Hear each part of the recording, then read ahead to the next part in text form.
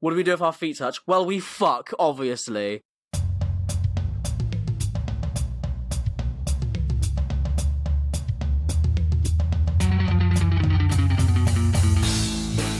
Ho, ho, ho, homies. Merry Christmas, one and all. Welcome to the GOAT's Christmas episode. Let's get properly into the Christmas spirit and firstly plug ourselves.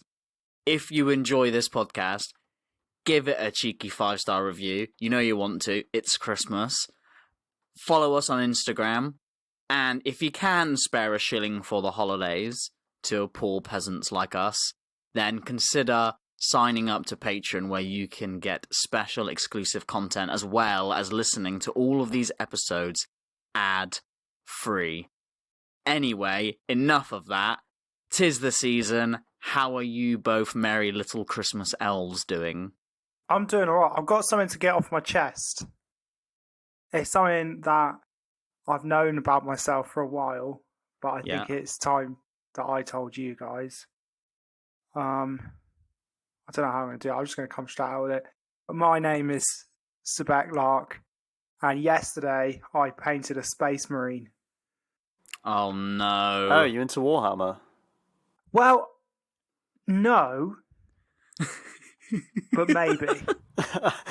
Why has Warhammer got so big recently? Like the last 2 weeks, I swear. I don't know, has it? Just because I started talking about it, probably. Probably. Are you Warhammer curious? Is that what it is? Wow. Yeah, I'd say I'm Warhammer curious. I'm not fully into the ham. You're experimenting. As we say. But I'm experimenting with the idea of Warhammer, yeah. Sweet. I just like the little figures. I'm not going to play it, I don't think, but I like the little figures, and we'll go from there. Okay. We'll see you in 6 months' time down Games Workshop, shall we? Yeah, no.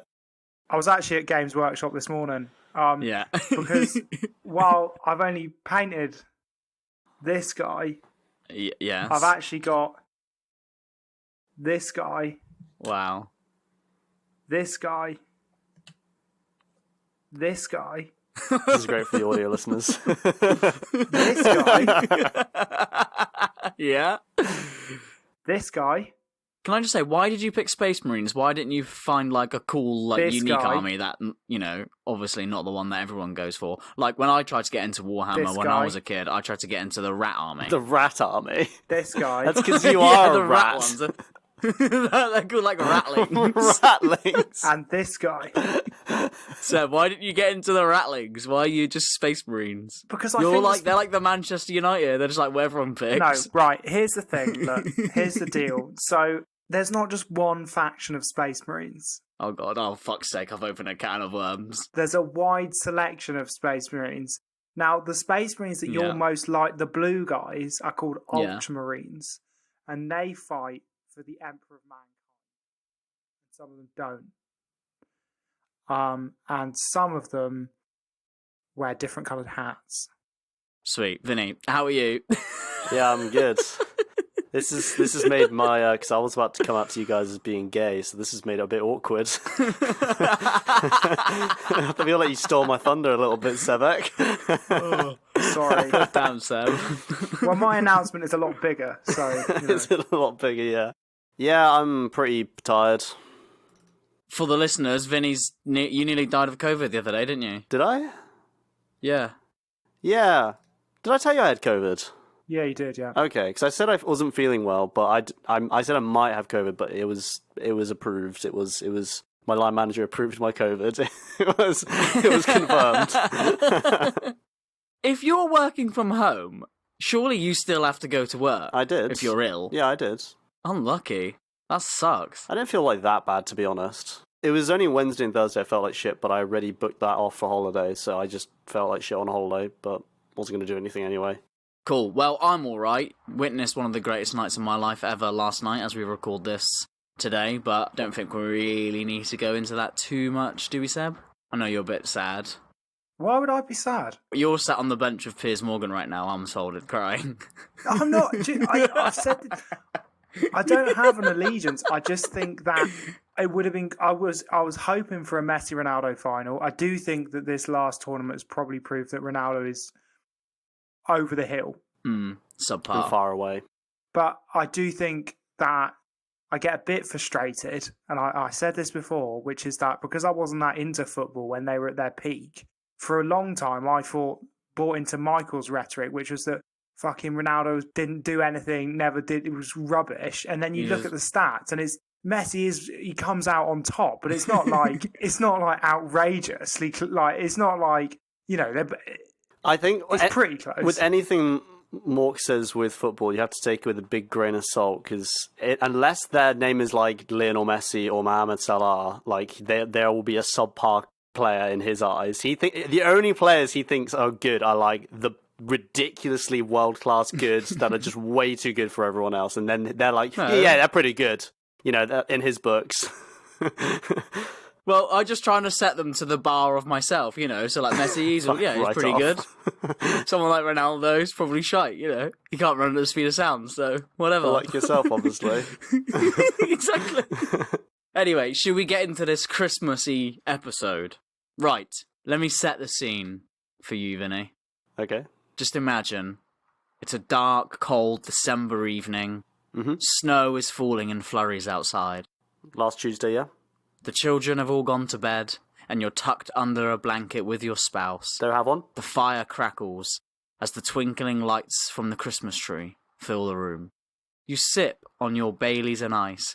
After eating a belly full of cheese and crackers, you turn to your partner and say, "Let's watch a Christmas film." "That's a great idea," they exclaim.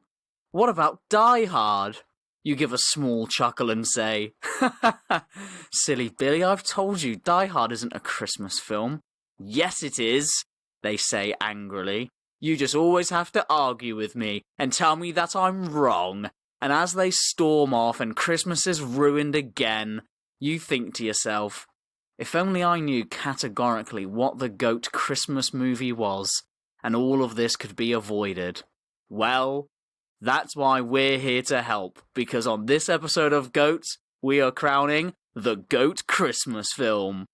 Cue the music. Editor, put fucking jingle bells in. Dubstep version.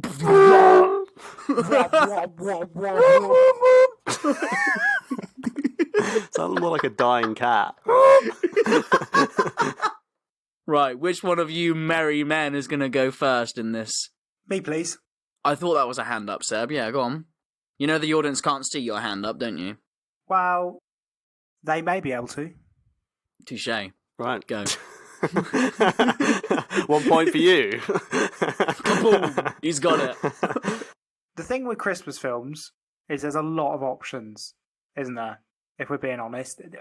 There's a few. I'd almost say, and I don't want to be a Scrooge McDuck here, but I might say there's too many options. The Gummy Bear Christmas movie comes to mind, about too many options. I mean, even then, there's stuff that's not even that's too much. So I just thought I'd go through a list of stuff that isn't the greatest Christmas movie first. Great shout, yeah. First of all, it isn't Love Actually. It isn't Love Actually. That's my great Keira Knightley. Have you seen Love Actually? No, all I know about Love Actually is the kid that's in it is still a kid now, 30 years later. He does not age. Yeah. He used to live on my road. Aged. Yeah. He used to live on my road. Did he? Yeah. Anyway, I won't do my 10 out of 10 Keira Knightley impression. I'll save that for another day. No, so Keira Knightley, if you haven't watched it, it's sort of an overcomplicated, deeply problematic wank fest, which, amongst other things, involves a bloke being horrible to his mate's girlfriend because he fancies her, and then stalking her, and then standing outside her house with some placards that don't say sorry. It also includes the Prime Minister, played by Hugh Grant, calling his assistant fat quite a lot, and then sexualising her in front of the President, and then getting her fired when the President makes a move on her. And I just want to say categorically that Natalie from Love Actually isn't fat. She is, in fact, fit. She's a certified hottie. I just want to say she's a 10 out of 10 thick with 2 C's big titty goth girl, and we should all simp her for life. Aye, Captain. Wow. Now, the next film that it isn't is Home Alone. Ooh. I actually was going to pick Home Alone, but I watched Home Alone last night to prepare. Yeah, I watched it the script other for day, this, actually, yeah. Mm-hmm. and I thought it was shite. What? Basically, a little kid. Bollocks. It's just sad. I wouldn't say shite, but what I did notice that was shite was Macaulay Culkin's acting is fucking horrendous by today's, like, I feel like child actors nowadays are actually really good at acting. Yeah. And, like, back in the day, maybe that's why it was so special, because it was quite rare, but actually, he was a dreadful actor in that film. Very unbelievable, just reading lines off a piece of paper. But also, I just think it's a bit sad. I don't think it's a happy film. Little kid sad, gets left on his own. His family don't like him. The night before he gets left on his own gets bullied, and then his mum says it's his fault for being bullied because he's causing a problem. Yeah. But then at the end of the film, they realise their mistakes, and they rush back, and they go into the back of the van with all the, like, well, the German guys, singing people, the band, yeah. They rush back. No, it's a great story, and it's I watched it for the first time a year ago, and I thought this is actually a really good film. I really like this. It's also not the saddest Christmas film. Have you seen Jack Frost, the one with Michael Keaton? Yeah, that's really sad. Like, having children now, I was watching that like, my fucking god, this should not be legal. Like, the kid's dad horribly dies in an accident. The kid is actually distraught. He's got, like, tears in his eyes as he's making this snowman with his dead dad's clothes, just crying his eyes out like, please, daddy, come back. Like, even if this snowman could be you. And then, obviously, it turns silly and the snowman comes alive and it's actually his dad and it's a bit of a laugh. But that snowman building scene is, like, not legal in a Christmas kids movie. And then his dad melts. Yeah, it should not be allowed. It's horrible. Right. The last film is Elf. I don't like it. I've had enough of it. I know, I don't like that one. I agree. Fuck that. It's obnoxious. It's like mum memes. It's the same people that post Minion memes on Facebook. Love that. I agree. Film. I think it probably was good the first time I watched it, but the 20th, some of the jokes start to become a bit boring. So what is the GOAT Christmas movie? So my first thought was the Star Wars Holiday Special. I also went to that at one point. Jesus. If you don't know what it is, it was a notorious shit show cash grab which caused Lucas to become the over-controlling director he is today. That's George Lucas. I just call him Luke. Good mates. It was the only time up until he sold that property to Disney that he relinquished creative control over any Star Wars project. It's on YouTube. It's 2 hours long. I've seen most of it, and I can tell you the highlight is when Chewbacca's dad spends 10 full minutes of the show watching VR porn in his living room. Oh, yeah. Iconic. Yeah, that fucking holiday special. Jesus Christ, I don't get it. Awful. What, didn't it have the first ever appearance of, like, Boba Fett or Jango Fett as well? Jango Fett, no, Boba Fett as a cartoon. Yeah, but wasn't that the first time you saw Boba Fett? Because that came out before Empire Strikes Back. And that is considered to be the best bit, by the way. That little cartoon considered to be the best bit. I think, yeah, it is definitely the best bit. And even that's not great. Short cartoon. If we're being honest. I can just imagine Chewbacca's dad wanking, going. Well, the thing is, you don't have to imagine because that happened in the holiday special. Like, you don't have to imagine. They did it. Imagine he just comes furballs. Why would he come furballs? Any sense. We don't come skin. Oh dear.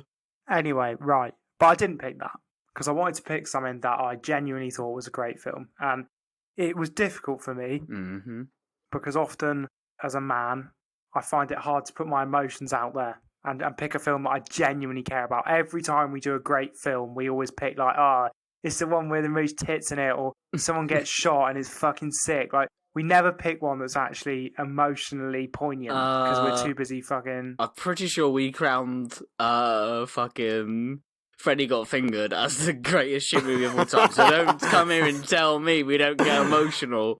Alright, that's some serious shit, okay? But anyway. Exactly. My point was proven perfectly. But no, I genuinely did. I've taken this seriously, and I'm a bit nervous, but I did. I picked the 2019 modern classic Klaus or Claus. Has anyone seen it? No. Animated? No, I've not actually. Klaus. Klaus! I've heard a lot of really good things about it. Like, I've heard the animation's ridiculously good. Yes. So it's an animated feature film about a spoilt son who's the son of the Postmaster General. He's like an entitled brat, and his father decides that enough is enough. and he says he has to go and set up a post office on the remote island, and I think it's Smorgasburg. He goes to a remote island, and his dad says, you need to set up a post office there, and I need 6,000 letters sent from this island to the mainland within the next year, or you'll be cut off from the family finances and we'll disown you. You won't be part of the family anymore. And he goes to the island, and he's like, fuck, mate, I am fucked. This is a shit show. He gets there, and he finds the island is inhabited by two families locked in a never-ending brawl who utterly hate each other. So the two families are constantly fighting. It's like cartoony fighting. They're like hitting each other with sticks and pans and stuff. And it goes, the sort of stuff that if you did it in real life would be really violent. But in a cartoon, it's just fine. Draws a picture of himself on a tunnel and a train hits it. Yeah, exactly. That kind of stuff. Yeah, so they all hate each other and none of them send any letters. They're too busy fighting. However, through a series of hijinks, he meets the local fishmonger who started life as a teacher, but none of the kids want to go to school because they're too busy fighting. And he also meets an old man in the woods, a lumberjack with a big white beard, and who makes birdhouses. But he used to make toys, but he stopped for a mysterious reason, and I'm not going to give that away. It's very sad. Now, over time, this old man in the woods, the lumberjack, through a series of hijinks, as I just said, gets a picture that the postman happened upon that a kid drew, and the kid is like, he's drawn himself in his house all sad, got a cry little face, oh, I'm sad, I'm in my house, my dad's a bit of a dick. And the lumberjack says, right, come with me, I want you to deliver this package. And it's a toy for the kid, the sad kid. And so over time, they develop a relationship, and you can probably see where it's going, you know. Yep. Over time, they warm the hearts. Sex. Gay sex. Over time, a lot of gay. Just Yes. No. Proper like grapefruit technique. Yeah. Fucking sound. The grapefruit technique. Yeah. What is the grapefruit technique? You've not seen the grapefruit technique video? No. But that woman who's like, I'm going to show you how to please your man, and she gets like a dildo with like a grapefruit. She's like, this is how you give blowjobs. What is it? You put the dick in the blowjob in the grapefruit, right? And then afterwards you like suck the grapefruit juice off, and she makes this noise when she's sucking it. Like, it's a great video. Replace the grapefruit from your mouth. You're going to twist up and down on his shaft and suck the head at the same time. back to my heartwarming Christmas tale. Yes. After we've discussed the heartwarming grapefruit technique, I'm not going to do a Michael. And I hear a sigh of relief across the nation. I'm not going to give you a blow-by-blow recap of this entire film. Thank you. I don't do that. When did I do that? You do that with Old Boy. Oh, yeah. He literally said every single scene in I Old had Boy. to prove why it's the best, because it's the fucking best. You know, I'm trying to prove this is the best, and I'm not doing a blow-by-blow recap, so maybe I'm just better at this than you. I'm not going to do a blow-by-blow. I'm just going to tell you the things about this film that I think make it great. Firstly, the animation. I think all good Christmas movies should be animated. I think it adds to this sort of feeling of like wonderment and nostalgia that a Christmas film needs. It's like you're watching a postcard or a storybook, you know? And the animation in this is 10 out of 10. It's stunning, it's unique, and it's just fantastic to watch. Didn't they like famously use both CG mixed with hand-drawn, like frame-by-frame animation? Yeah. It's like it's really well done. And also, I think what's cool is like the animation style is so unique to the film. You know, some like Pixar films where you think they've just basically just created some new character models and used the exact same thing and just dumped them into the same universe. Like, it's completely unique to this film, and I think that really makes it. Also, second thing that I think makes a good Christmas movie is it needs to have proper character development, a proper narrative arc for every character, because that's all part of the Christmas movie, isn't it? It's like characters learning about themselves. Every character in this, every character that comes on screen has a narrative arc that is fulfilled. It's fantastic. No one pops up in the middle and gets forgotten like you get in some films where you're like, didn't they have something going on with their dad that's like not a thing? That didn't get resolved. Like, there's no unresolved. Yeah. Everything is brought up and then resolved. I think it's fantastic like that. From Klaus, the old man, to Jasper, the posh son, Alva, or Ava, the local teacher turned fishmonger, the parents in the village, like individual parents that are only on screen for like a couple of seconds, get a narrative arc. It's great. But the most important thing about any Christmas film is the Christmas message. Agree. The single most important part of a Christmas movie, and this film has the perfect message. It's about the fact that enjoying what you've earned is so much more rewarding than indulging in what you've been born into. It's the idea of like, you've got to earn it to feel reward. And it's about the fact that putting past old differences and allowing acts of compassion and kindness can create a whole new world. Like, you know, long-standing beef can just go through one act of kindness. And there's a saying in the film where he says, one act of kindness always leads to another. And he keeps saying it, and I think that's true, and I think it's a big part of the film, and I think it really works. Like, that is the central narrative to the film, is one act of kindness always leads to another. And that runs through the whole thing, and even if you dissect it really literally, one of the first things that changes this guy's whole life is a small act of kindness that then leads to another. It's very, very clever. But, at the same time, it's not sickly sweet. I don't want to ruin the ending, but the ending isn't like an all-round wrapping up. It's just some people get everything they want. Some people learn to live with what they've already got, you know? And sometimes that's like, you know, you can wish and wish and wish, but actually sometimes you just got to learn to love what you have. And that's all part of it. And I think it's a really, really good, without meaning to get too serious, like if I had to make a kid watch any Christmas film, I'd be like, watch this one. Don't get your hopes too high, but life is good.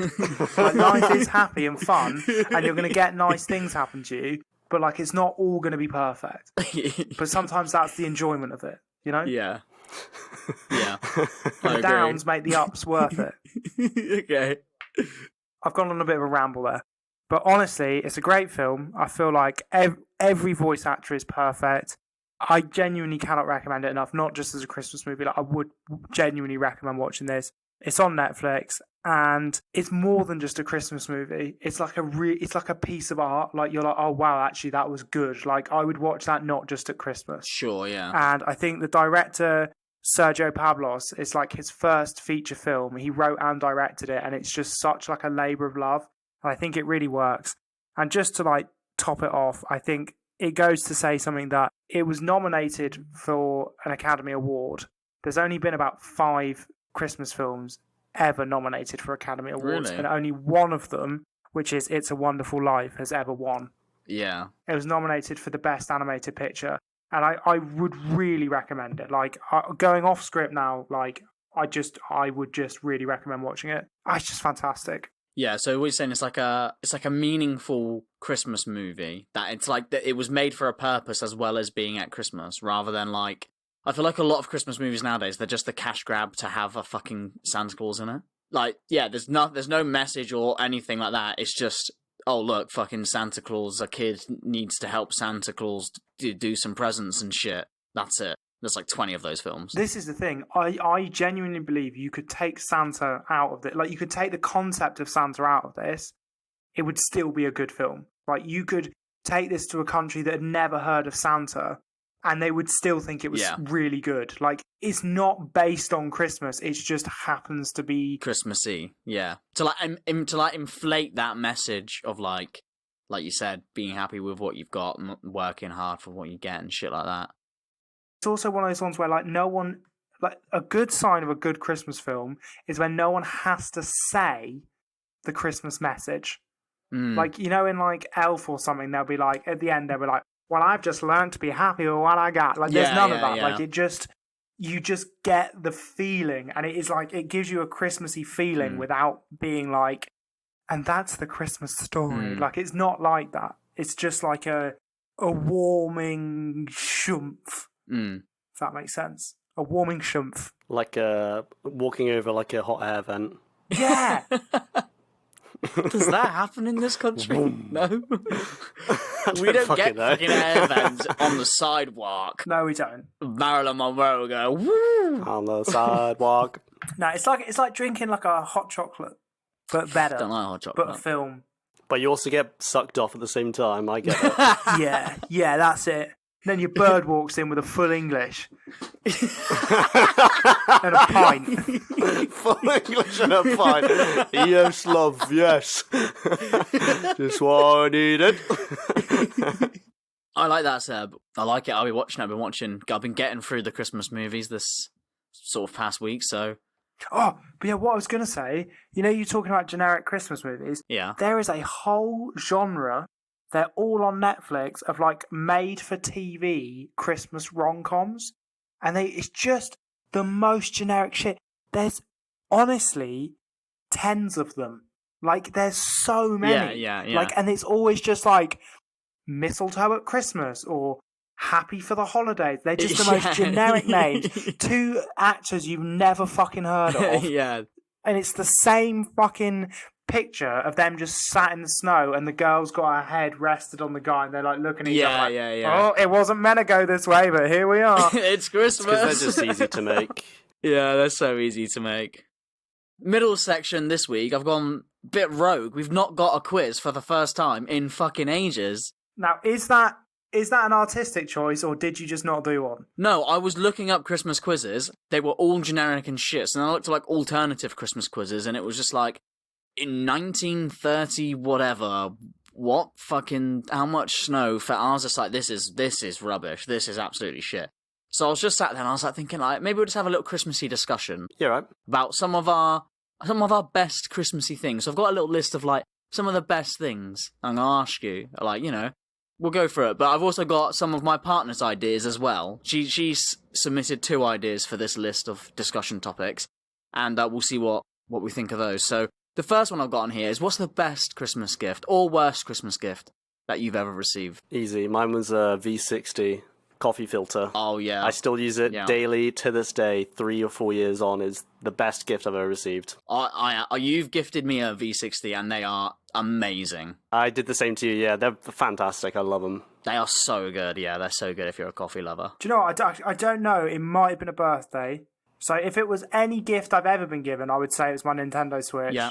Lou's got me that, and it's fucking great. That was definitely birthday, but I think this was a Christmas. This wallet. Mm-hmm. It was the first year we were together, and I said to Luce, I saw a guy online, a YouTuber I used to watch, had a wallet like this, and I thought it was cool because it had a zip around the whole thing, and it kept all your shit in it. Because one of the things with wallets It's got a picture of a raspberry on it. It's also got a picture of a raspberry on it. It's a sticker. But one of the things with wallets is I always used to lose all my shit out of them because they unfold. So when you put them down, they like unflap, and then all your shit comes out. Whereas if it's got a zip around it, it's like concealed. It's just something I really wanted. Yeah. And I've used it every day for the next 5 years. Like I've used that every single day. Yeah, it's been my go-to wallet. And actually, it's still in really good nick. It looks like it doesn't even look that battered. Like you would think it was like if I said to you, "Oh, this is like 2 weeks old," you wouldn't bat an eyelid. You wouldn't think anything of it. It's a great wallet, and I love it. Great gift, love it. What about worst gifts? I don't know about worst gifts because, like, I don't know. I don't know if I've ever. You always feel harsh saying worst gift. I'll give you an example. When I was 16, one of my grandmothers bought me 4 handkerchiefs. She wouldn't even get me a gift the year after or the year before, but that year she got me 4 fucking handkerchiefs. So that's a pretty bad gift. I don't think I've ever received a bad gift, really. Or bad secret, like a shit Secret Santa from like work or something, like a butt plug. Well, that's not bad. You get some use out of that. Yeah, I would love a butt plug. Oh, God damn it. No, I don't know, I've been blessed. Everyone's just given me good gifts, and I've always appreciated them. I've definitely received some that have, like, not been used, but I can't think of them. I don't know. I don't have any of that. I don't want to call anyone out and be like, oh, yeah, one time. We can move on to the next question. What about you, Mork?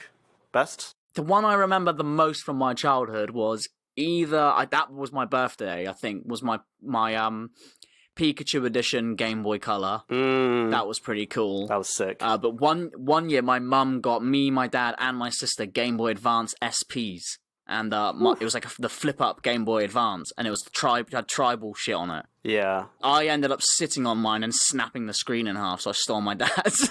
Nice. Because he had to say exactly the same one, and I was like, oh, I don't know where yours is, Good mate. stuff. But that stands out. But yeah, so these are the questions that I've got on this little list. But now we've established what they sort of are, I'll give you Jen's 2 ideas. She said, best Christmas person. I said, well, there's only one. What's Santa Claus? And she said, no, what about Snowman? What? What about Snowman? I think she meant like Christmas character, like a snowman or an elf. And then her next She got suggestion brain was... damage. Yeah, so her next suggestion was best Christmas colour.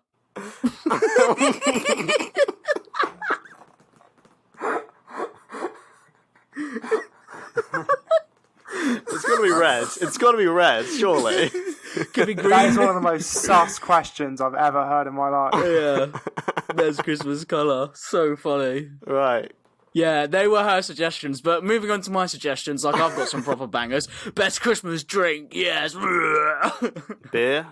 Would you always drink? No, but beer's not a Christmas drink. I'm talking like your Baileys, your mulled wines, your like warm apple spice gin, shit like that.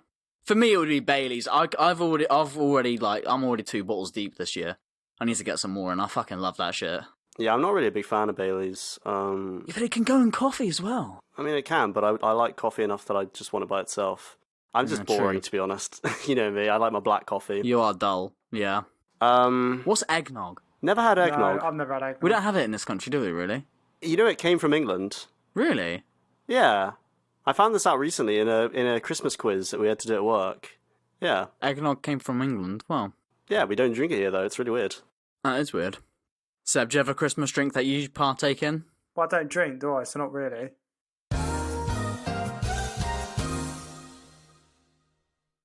What about best Christmas snack? Christmas-specific snack that you only really eat at Christmas? Do you know what? I can't have them anymore because I'm lactose intolerant. But a Terry's chocolate orange is fucking banging. Oh, Terry's chocolate orange. Toblerone. Oh, fuck, I missed a Toblerone. Is Toblerone Christmassy? Yeah, I suppose it is. It's like mountains and they have snow on top and snow means Christmas. I think they're Christmassy. I don't know, I think you're reaching there. It's just Swiss. What about those German like ginger spice biscuits, what they call Oh, it? the ones dipped in chocolate. They're banging. They are so good.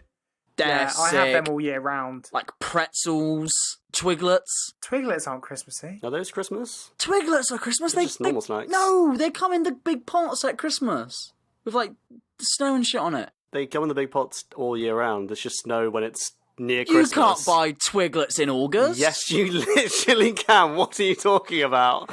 No, yes, you you can't. They are can. a Christmas snack. Are you having us on? Is this only if like Tesco have jumped the gun and got like this a fucking the bit? Christmas shit out early. Are you doing a bit? No, I swear down. They come in those big pots with the red lids. Twiglets, Treeslets, mini cheddars. They're like the Christmas snacks. Mini cheddars you can get all the time, but not Twiglets. They're only for Christmas, man. This is just not right. This is not correct. I know this for a fact. This is not correct. You've had Twiglets at my parents' house in like the summer. What? Well, why would I? I don't even eat Twiglets. Well, you would have seen me eat them in my parents' house in the summer. Oh, God. I used to love eating Twiglets as a kid. Seb's having a brain aneurysm. They're not Christmassy. I hate They're you. just Honestly, I snacks. hate you. You make my brain hurt. Sticking with food then, the last one, it's gotta be, what is your favourite or the best bit of the Christmas dinner?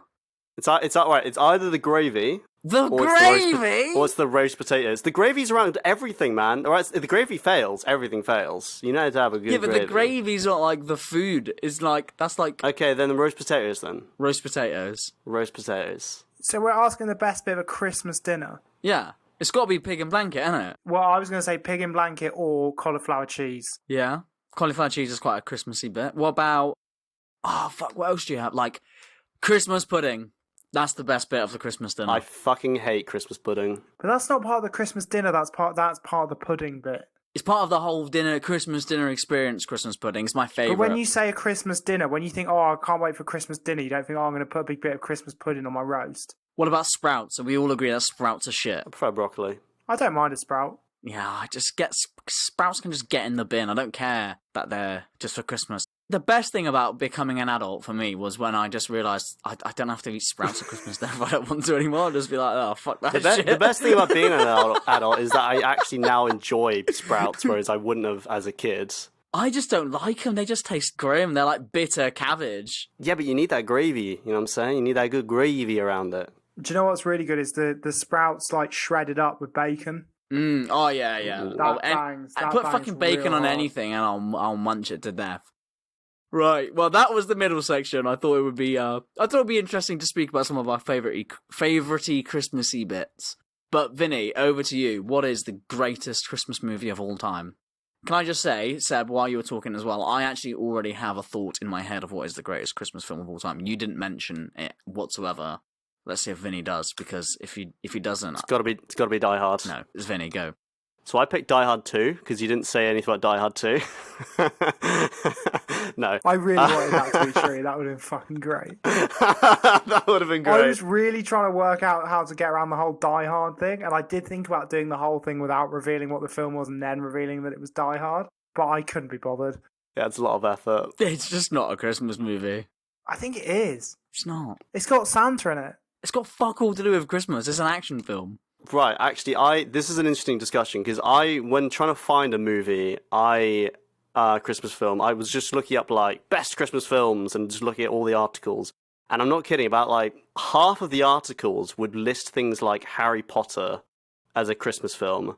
And it was like, it has, like, one scene in it. It's like, it's not really a Christmas film, is it? It's not a Christmas film, no. I think a Christmas film has to have the theme of Christmas as such a defining plot line that if you removed it, it doesn't work, really. The film doesn't work at all. So would you say... That makes it a Christmas film. So would you say, by yours and Sebek's definition, Klaus is not a Christmas film, because you said if you removed Christmas from it, it would still work as a good film? But I haven't seen Klaus, because it might not work fully if you just didn't have Christmas in there whatsoever. You'd have to replace it with another plotline, but if you just removed the Christmas theme from Die Hard, you'd just still have Die Hard, wouldn't you? Yeah, I don't know, I've never seen it.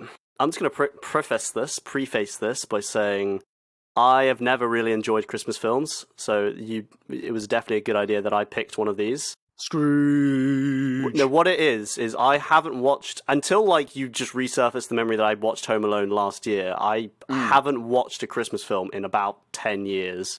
Because every time it comes to Christmas, me and my family, we just watch Lord of the Rings. Like, that's our tradition. We'd watch Lord of the Rings, or like Harry Potter, or Star Wars, or something we all know, we all love. So yeah, it took me ages to try and find one. Like, this is literally very much by far the hardest thing I've ever had to pick, because I didn't have an opinion on any of it, really. I really don't care. But now you do, which is why we do this. Well, yeah. But yeah, whilst researching it, films, and also what makes a Christmas film, I did actually find out that traditionally, way before Christmas was like a super consumerist thing, it was actually like basically Halloween. It was like spooky season, where like you would tell spooky stories, horror stories to like little kids and get them all frightened and spooked out. Like, that's what Christmas actually was way, way back when, before they turned it into this, holly jolly season of goodwill towards all men, whatever the fuck the quote is. I guess it's like a thing to like get your kids like into being good, the whole naughty list sort of makes me think about that. Do you know what I mean? Yeah, right, yeah. So there is a film that I have been recommended quite a few times, and in fact, I forget his name, Sebek. He's your co-worker's fiance who went out. Who? Pete, yes, Pete. Yeah, we went out with him in London, and he told me, I'm pretty sure he told me, I was quite drunk at the time, that his favourite film was the film that I watched last night for the first time and decided it was so good, / I didn't have enough time to watch any other films. No, but it is really, really good, and so I picked this film, and that film is Pete's favourite film, which is right. The Nightmare Before Christmas. Okay, yeah. Which is a Christmas film. I did pick a real Christmas film. So if you've not watched it, have you watched it, Mork? I have seen it, yeah. It's, Jack Skellington, isn't it? Yes, Jack Skellington. I've never seen it. Have you never? After watching it last night, I can say it's very good. I think you should watch it. Tim Burton? Yeah, so Tim Burton produced it, and I think he kind of created the worlds and characters, but he didn't direct it, which is actually a bit of a misnomer. Well, it's just such a Tim Burton-esque film, isn't it? Yeah. You look at it and you go, it's Tim Burton, because Yeah. it is, but it's not really, but it is, yeah. But yeah, so basically the plot line is Jack Skellington is the skeleton dude, who lives in a place called Halloween Town. And Halloween Town is basically populated by, like, ghouls, goblins, witches, vampires, mummies. It's like all the things for, like, horror and Halloween related. And they're all just a bunch of spooky lads that are the embodiment of Halloween. And Jack Skellington is a sort of, like, celebrity in Halloween Town. And they all, like, love him and they all really look up to him. He's top G. Yeah, he's top G. He's the guy everyone wants to be, basically. But the film basically sort of centers around Jack having a kind of, like, midlife crisis where he's like, I'm kind of a bit bored of spooky stuff and I feel like there's a void in my life and I need to fill it with something. And he goes walking off into the woods and he discovers a door and he goes into that door in the tree and he finds himself in a really snowy wonderland and he's like, what is this place? I've never seen this place before. And there's a whole song about it. And he stumbled into Christmas Town. So it's the same thing as Halloween Town, but instead it's really Christmassy. And he's like absolutely bewildered by it, and he's just amazed by everything in there. And he's never seen Christmas before, but he just falls in love with the holiday, just like right then and there. So what he does is he decides, I'm going to bring Christmas to Halloween Town, and this year we're going to do Christmas as Halloween Town. We're going to do it, and I'm going to be Santa Claus this year, basically. But yeah, so he does what any man would do in this situation. He decides to Jack Skellington decides to kidnap Santa Claus and hold him for ransom money. No, not ransom money. He just holds him in a basement where no one can hear him scream, basically. Yeah. Are you joking? No, he does kidnap him. Yeah. Before I go more into the plot, so that is just the basic plot, but the super notable thing about this film, there's two super notable things. That being, like, A, it's a musical, and it's filled to the brim with music. Like, I'm pretty sure every scene has, like, a music number in it. And the thing is, the music is really fucking good. It's really catchy. Yeah. It's really, really good. And I do believe that a good Christmas film has good Christmassy music, or just good music in general. And I think this film is literally filled to the brim with fantastic music that's sung by the actual guy who composed all the music is the singing voice of Jack Skellington. In fact, it's a guy called Danny Elfman, who's I think quite a famous producer. No, he's not. The man who made a Christmas film is not Composer. called Danny Elfman. No, he didn't make that. No. He composed the music, and he's called Danny Nobody Elfman. who's part of a Christmas film is called Danny Elfman. Yeah, Seb, it was co-produced by Elfman. Dave Santa Claus. How are you so quick, Michael? I don't understand how you do it. Dave Snowman. Also, the audible delay as you had to think. It's like the gears, just like you know that like noise from like dial-up of just like as your brain, and then you just came up with Danny Santa Claus. Oh my god. It was that moment I was like, shit, I actually don't know any Christmassy puns. Fucking Dave. Dave Christmas. That would have probably been better. Or like Chris Mass. Christmas Minkle. Chris Muswinkle. Oh, crikey. Right, anyway. Okay, so yeah, the music's really, really good. It's filled to the brim with music. Great music. I was actually listening to it all today. I was like, I'm going to put that music on because it's really good. And the other thing about this film that's super notable is the animation style. It's done completely in stop motion. Is it actual stop motion, this one, or is it one of those weird CG stop motion ones? It is real stop motion. It's fully stop motion, and do you know what? The whole time, and it might be because I was just confusing it with the movie The Corpse Bride, which is another Tim Burton film.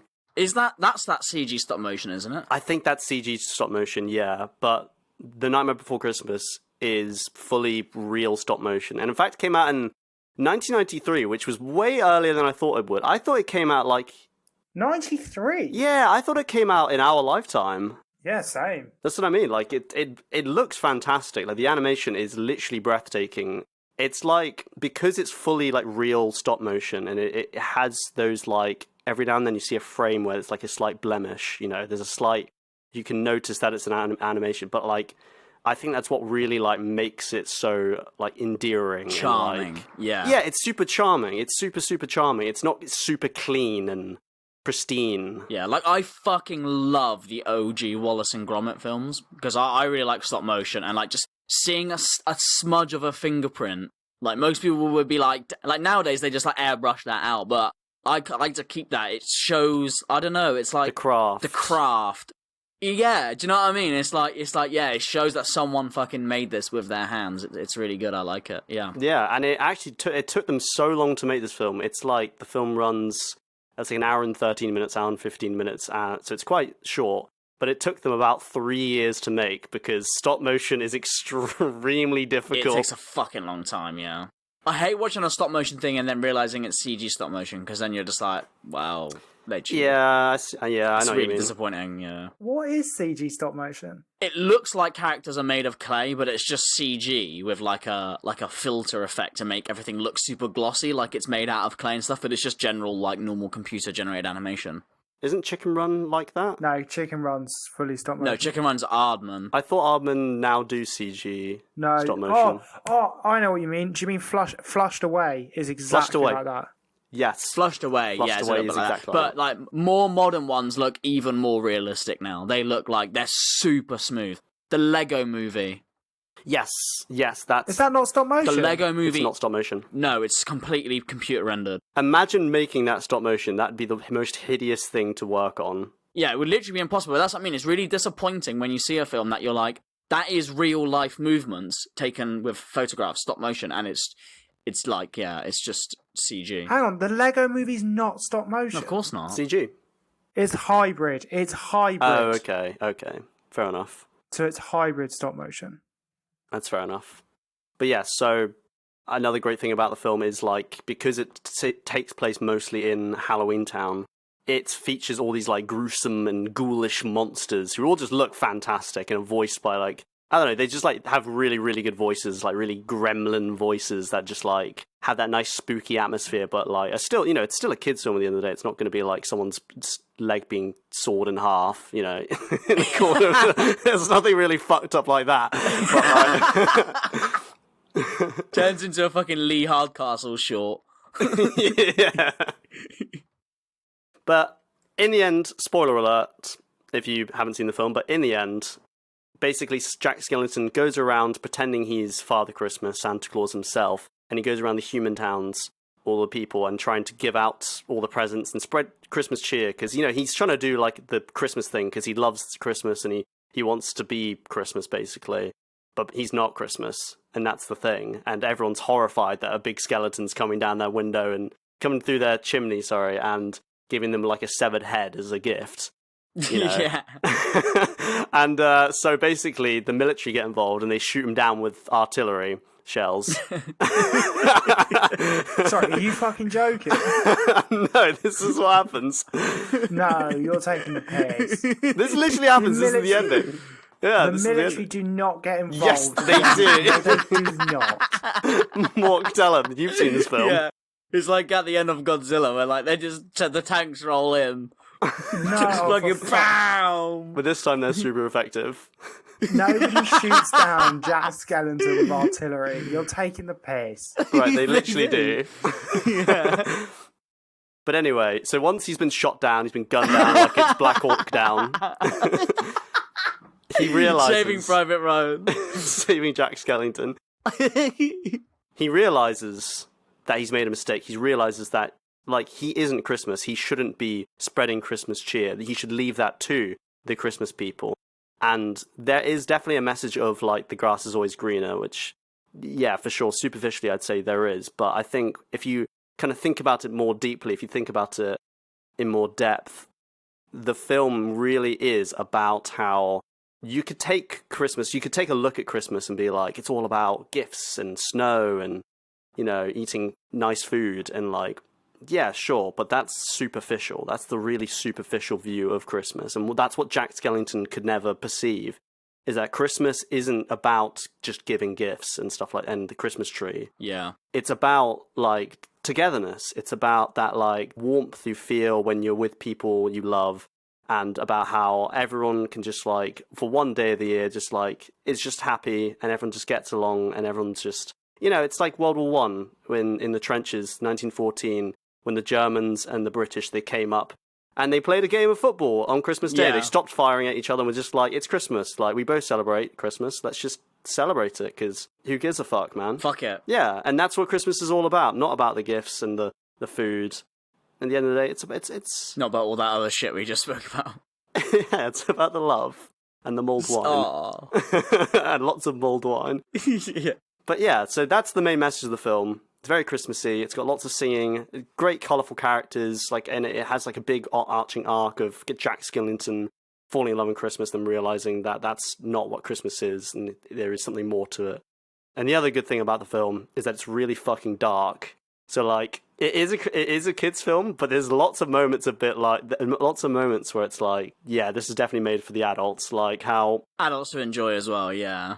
Yeah, so how there's a love interest in the film with this Frankenstein's monster-esque character called Sally, and she is basically locked up by a mad scientist creator who's kind of like a father to her, and he doesn't want her to go out, and so she's basically locked away. And so what she does is every night she poisons him with like deadly nightshade, so he just like falls asleep, so she can like run away and like go like have fun outside basically. And it literally gets to a point where there's this one scene where he's locked her in her room. She's like, I need to go out and see what the town's all about, because I just fucking hate just being indoors all day. So she jumps out of the window and like she literally splatters. And like her limbs like fall off. She's not covered in, it's not blood inside. It's like leaves that are inside of her. And then her like limbs like on their own like stitched up her body so that she can like now be animated again. And then she runs off. Yeah, it's so good though. Like I like that scene because it's like beautiful animation. Yeah, it's fantastically it's incredibly animated. Yeah. Yeah, and it's also just a bit dark and a bit fucked up. It is a bit dark and a bit fucked up. Yeah. But yeah, honestly, I wrote here. But yeah, fuck Christmas and its cheesy bullshit. If you want an actual good Christmas film with an amazing animation, music, and characters that you'll love, you should watch The Nightmare Before Christmas. And also, I think it's the GOAT.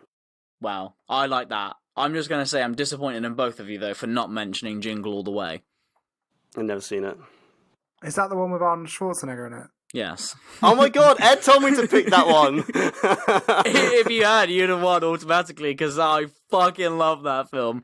It's just Arnie running around like trying to get the Turbo Man. The Turbo Man for his son, and in the end, Arnie is Turbo Man. He dresses up as Turbo Man, and he comes down. And I can't remember what the kid's name is. Like fucking Johnny or something. He's like, Johnny, do you love Turbo Man? And he's like, I do. He like lifts his head up, and it's fucking Arnie, his dad. And he's like, it's me, your papa. And the kid's like, oh my god.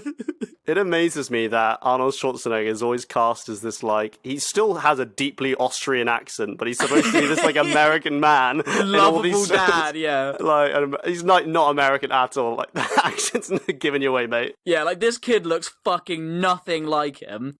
The mums, like, they look like the worst family ever. This dad just comes in, like, barely fits through the door, just like, son, do you want Turbo Man for Christmas? That's horrifying. It's such a funny movie. And there's, like, a massive fight scene with all these Santa Clauses and shit. It is a great movie, Vinny, you should watch it. It's so funny. But, alas, you didn't pick Jingle All the Way, which is a great Christmas movie, or Deck the Halls, which I watched the other day, which is really good. It's got Danny DeVito in it, and Matthew Broderick. They're, like, families that are, like, against each other. Danny DeVito moves in across the street. He wants his house to be seen from space, because no one ever sees him because he's really short. So he, like, decorates his house with, like, 1 billion Christmas lights, and his family leave him because he's, like, fucking turns into a massive asshole, and then it's, like, a redemption story. Blah, blah, blah. It's a good laugh. But yeah, Nightmare Before Christmas. That is a fucking classic, isn't it? I'm really glad I watched it. The whole time I was watching it, I was like, wow, this is actually even better than I thought it'd be. It's just, like, really fun. It's a really fun film. Damn, you know what, as well? Like, I didn't realise it was 1993. 30 years old. 30. It looks great for how old it is. Do you want to know something? Which I wasn't going to say, but I think in the Christmas spirit, I'll say this. The Nightmare Before Christmas is one of the 5 other films that was nominated for an Academy Award. That doesn't surprise me. Ooh. That does not surprise me. It's very good. So, I've got a big Christmas decision to make, because I've got, like, Le Classique in Nightmare Before Christmas, a classic Christmas movie with, like, fucking great music and everything else, against the new kid on the block. Like, first film written and directed by this fella. He's trying to make a name for himself, really spread his message about what Christmas should be, with different style of animation, but still great animation, both nominated for Academy Awards. Damn. You guys have picked some pretty hard to pick films, like, this week. I thought it was going to be, like, a shit one, you know, a toss-up between fucking Home Alone and Jingle All the Way, and I'll just be like, well, one's got Arnie in it. Right, what am I going for here? I've beaten around the bush long enough. It's time to make a decision, boys. Bit like the closing ceremony yesterday. I'm just going to take fucking ages to do it, and then in the end, I'm just going to be some bold twat holding onto the trophy for ages. And like the FIFA president, who paid me the most money? Well, Vinny did slip me 40 quid earlier. So. But I did slip you a finger, so... What's worth more? My anal virginity or £40? That's not a question I want asked or answered. Nah, right. I don't know if I personally would consider it the GOAT Christmas movie of all time, but I'm going to say it's the GOAT because these are the two that you've picked. For me, if I was picking GOAT Christmas movie, it would be Jingle All the Way. It's just a fucking great film. It's just so funny. Like, it's so shit. It's so shit, and some part of that makes a Christmas movie for me. But you two have picked good films, which is good, but I would have picked a shit film. But what I'm going to go with, I think that the GOAT Christmas movie of all time is A Nightmare Before Christmas. I'm afraid, Seb. And the main reason is because of, like, classicness and longevity. I feel like Christmas is a time steeped in tradition, and the sign of a great Christmas movie is one that holds up years later. Do you know what I mean? Like you said, you can go through the dross of all those Christmas rom-coms. No one's going to remember them in 20 years' time, but everyone remembers Home Alone. It's a Wonderful Life. That's, like, very old. All this shit, they hold up. I think to be crowned a GOAT Christmas movie, you have to build that tradition, and I think that's the only place that film probably falls down. When we're on episode 5620, and we revisit this again because we've run out of ideas, maybe that film will have 30 years worth of longevity, and that will be the GOAT Christmas movie as well, sir. But that's probably the only reason why I think that you have to have that tradition. You have to be a classic to be a true Christmas movie. So the GOAT is A Nightmare Before Christmas. Fair play. Fair play. Yeah, that's fair. And it's a cracker. It's a great film, Seb. You've not seen it. I'm wildly surprised. Get on it. You'd fucking love it. You really should. No, I'll watch it. I'll watch it. It's on Disney Plus if you've got that. Yeah, I do have Disney Plus. Available in the link in the description. No, I'm joking. Sign up using our code Dave Santa Claus for 10% off. Dave Santa Claus. I actually didn't realise that Danny Elfman was like Elfman. That actually didn't cross my mind at all. But like, he's done music for like half of Hollywood's films. Like, he's really prolific. Really? Yeah, he still does like music for like films all the time now, like big films. Damn. Bloody hell. I heard he doesn't care about elfin safety.